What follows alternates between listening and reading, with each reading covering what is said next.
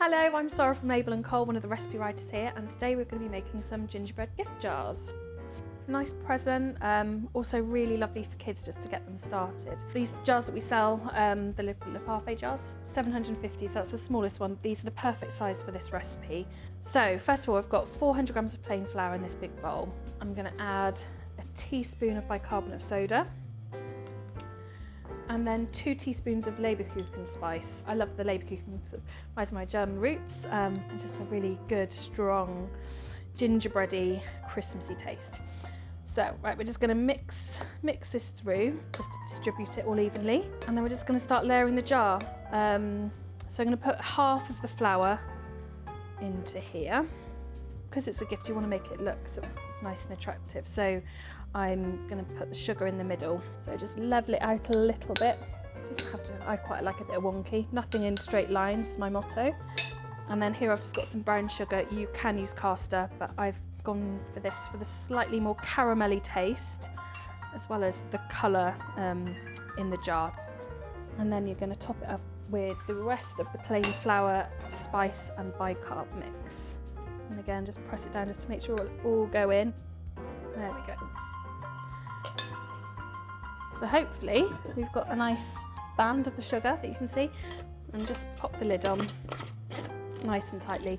And this will keep for a month or so. I wouldn't go any longer than that really. So our jar's all lovely and layered, and I've got some of our box string, our Christmas box string, which I'm going to use to pop on a label, which you can write on, and a cutter. So, you know, just adds to the gift. And it would be lovely, you could include a handwritten recipe as well, because the recipient will need to provide their own syrup, egg and butter and decorations, unless, you know, you're feeling super generous and can provide those. And there you go, that's a really lovely gift for whoever. I mean, great for kids, like I said, a nice homemade personal gift.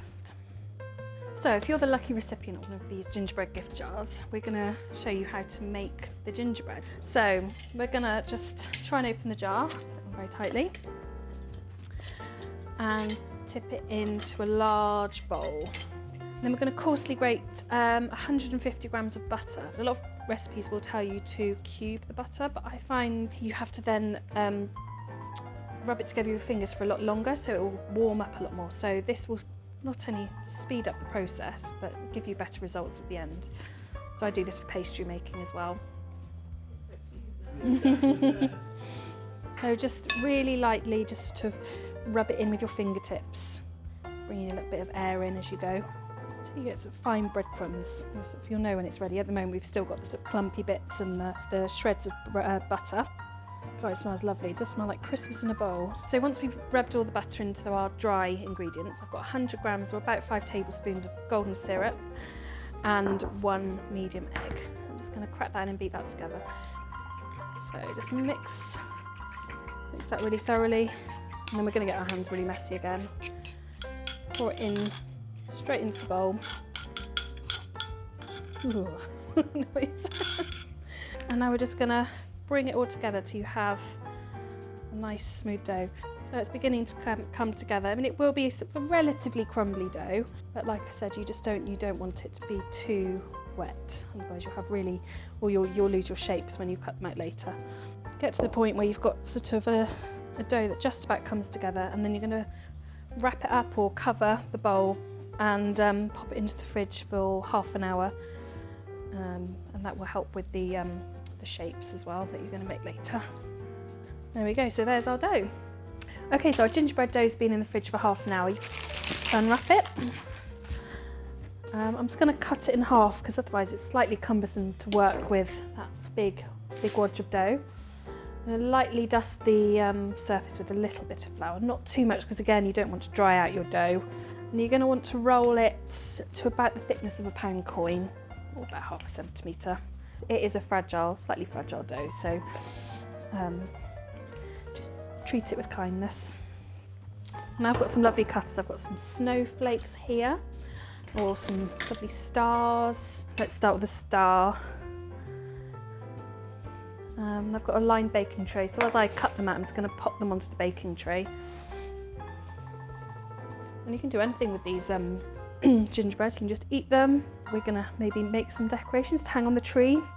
And I'm also gonna attempt to make a Christmas tree made out of stars. So if you are gonna do that, you'd need a few different size stars. So I've got a little tiny one like this, and then a really big one. And I'll show you in a minute how we're going to construct that. So if you are gonna want to hang these from your tree, you're gonna need to make a little hole. And I find the easiest way is to use the end of a icing nozzle. You will need to sort of re-poke them when they come out of the oven and they're still soft. There's the first batch of gingerbread. So these, it should make at least 20 biscuits, depending on the size, but I find there's plenty. So we're gonna pop those into the oven and then we can just continue making a few more. Okay, so our gingerbread are out of the oven and I've let them cool for about half an hour or so and they're nice and firm. So now you can do the fun bit, apart from the eating bit, is you can decorate them. So if you're going to do your Christmas trees, your stacked star Christmas trees, you just need to decorate the edges of your stars. So I'm just going to maybe do some squiggles. So this is 100 grams of icing sugar with about 2 tablespoons of cold water. You don't want it too runny because it'll just run straight off your biscuits. It was very Bob Ross vibes. If you are going to decorate your tree, probably they're not going to be edible. They will start to go soft, so, and then they will firm up again. But I would just either decide if you're going to eat them or use them as decorations. Try and write your name on it if you're feeling ambitious. But should I try? Go on. Should I do Teo? It's the shortest name. Go on then. Wow. There we go. That actually looks better than my own handwriting. So. Okay, so I finished icing our biscuits, some of them, you know, for hanging on the tree, but these ones here, these stars, I'm going to build a Christmas tree. So start with your biggest ones and you're just going to pop them on your board or plate, alternating slightly so the points are at different angles. And you probably want about 3 or 4 of each size. And then we're going to go with our next size, slightly smaller. And again, keep twisting them as you go. And then just finishing with some slightly smaller ones. And then of course you need a star on top of your tree. So blob a tiny bit of icing, fresh icing, just to help it stick.